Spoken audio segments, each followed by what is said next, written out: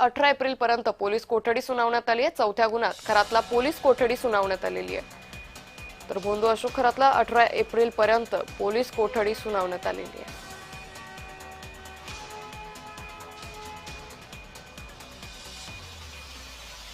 आरोपी भोंदू अशोक खरात याला महिला अत्याचाराच्या चौथ्या गुन्ह्यामध्ये माननीय कोर्टामध्ये व्हिडिओ कॉन्फरन्सिंग थ्रू पोलीस कस्टडीसाठी प्रोड्यूस करण्यात आलेलं होतं आणि सदरची जी तक्रार आहे ती अत्याचारित महिलेने दिलेली असल्यामुळे आणि गुन्ह्याच्या गांभीर्य आणि संवेदनशीलता लक्षात घेऊन आणि तपासाच्या दृष्टीने माननीय कोर्टाने आरोपीला 18 तारखेपर्यंत पोलीस कोठडी सुनावली।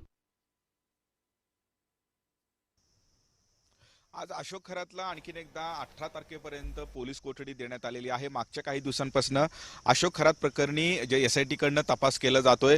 जवळपास 8 ते 9 महिलांनी अशोक खरातच्या विरोधात अत्याचार आणि लैंगिक शोषणाच्या विरोधात गुन्हा दाखल केलेला आहे। आतापर्यंत 3 या गुन्ह्यामध्ये खरं तर अशोक खरातला जे पोलीस कोठडी मिळाली होती। काल 3ऱ्या गुन्ह्यामध्ये अशोक खरातला न्यायालयीन कोठडी मिळाल्यानंतर आज 4थ्या गुन्ह्यामध्ये आणखीन एकदा जे अशोक खरातला ही पोलीस कोठडी मिळालेली आहे। या संपूर्ण प्रकरणी जे एसआयटी टीम ही चौकशी करत आहे। त्याच पद्धतीने ईडी असेल, जे इन्कम टॅक्स असेल, अशाही 2 संस्थांकडनं या अशोक खरातच्या मालमत्ते संदर्भात चौकशी केली जाते। कालपासून ईडीने नाशिक जिल्ह्यात अनेक जे अशोक खरातचे प्रॉपर्टी आहेत अनेक ठिकाणी छापामारी केली आणि त्यामध्ये काही महत्त्वाचे धागेदुरे सुद्धा जे ईडीला लागल्याचं आपल्याला बघायला मिळतंय आणि प्रामुख्याने जे एसआयटी कडनं तपास एकूणच केला जातोय ते महिलांवरती अत्याचार प्रकरणी तपास केला जातोय।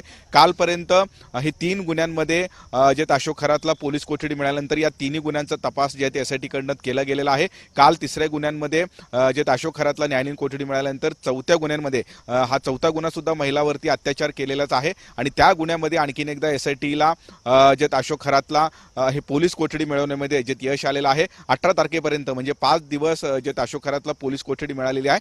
त्यामुळे 4थ्या गुन्ह्यामध्ये आणखीन काय काय तपशील समोर येतात या सगळ्या चौकशीमध्ये हे बघणं महत्त्वाचं असणार आहे।